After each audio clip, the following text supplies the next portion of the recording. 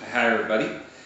This is going to be another brief and rather impromptu video. Just an update with regard to the ethics of the state video. I have been making progress in my reading. I recently completed reading Foucault's Society Must Be Defended. I have now started working on Alan Carter's work on property rights, which is called Philosophical Foundation of Property Rights. And when I complete that book, I'm going to be moving on to The Wretched of the Earth by Frantz Fanon. By the time I get through Fanon, I think between Foucault and Carter and Fanon, I will have developed at least the start of what I need to begin scripting. There may be a slower release schedule with this channel because I recently started a new job. And, you know, I gotta do my day job first.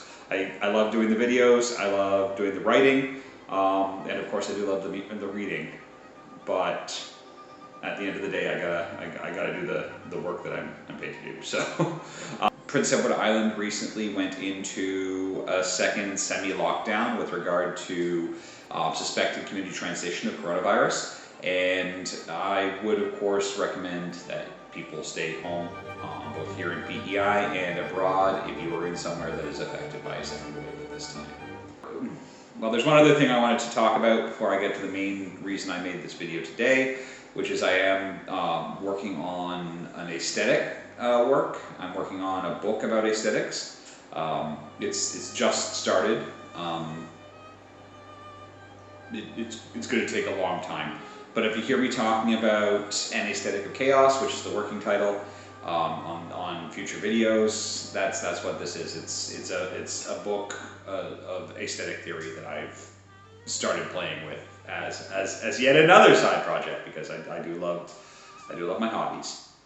The reason that I'm talking today is because there's been some discourse this week, and I thought it would be a good idea to actually speak out on this specific issue. A famous maritimer, a famous actor, Eliot Page, has recently come out as a trans man. And as is often the case when a celebrity announces a major life event like coming out or something like that, there has been discourse.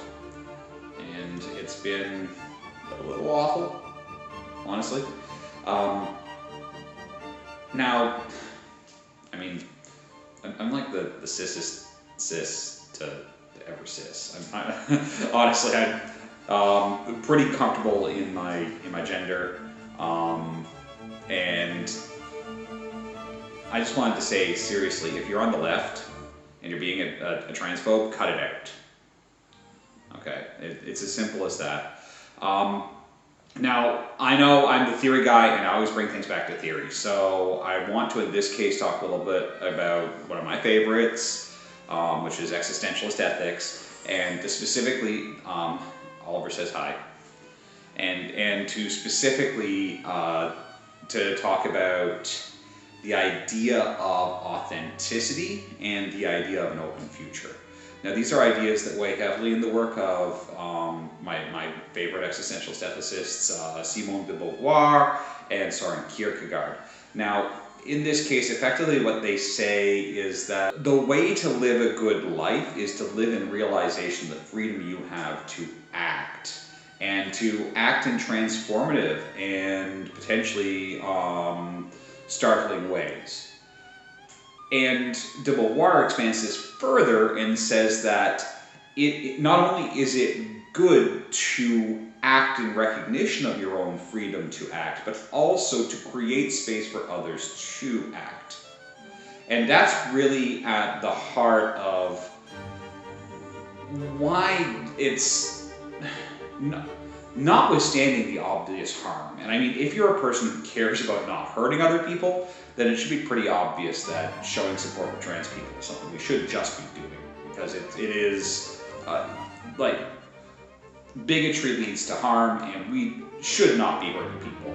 But notwithstanding the obvious harm that comes from bigotry, this really kind of speaks to the other reason why there is a significant ethical good that comes about from supporting people when they go through life events like announcing that they're no longer going to live in a position of gender dysphoria, and that's that we are creating that open future. We are recognizing the limits of our own perception. We're recognizing that we are within our own subjectivity and are not fully able to apprehend what the life of another person may be like. We should accept that you are the best arbiter of who you are. The idea that you should need to mask your identity, your own core of being in order to distort your own personal image into something that will be more accepted by your peers, it's frustrating, and it leads to a lot of negative feeling. And we shouldn't want that sort of harm for people. I know there are some elements within Marxism, Leninism specifically, that are uncomfortable with what they see as identity politics, that a lot of them feel that it is too heavily enmeshed into liberalism, and that it distracts attention away from class issues. And while I'm sympathetic to wanting to keep significant attention on class struggle, I have to say, you're like the majority of trans people, regardless of who is seen in the media, the majority of trans people are workers.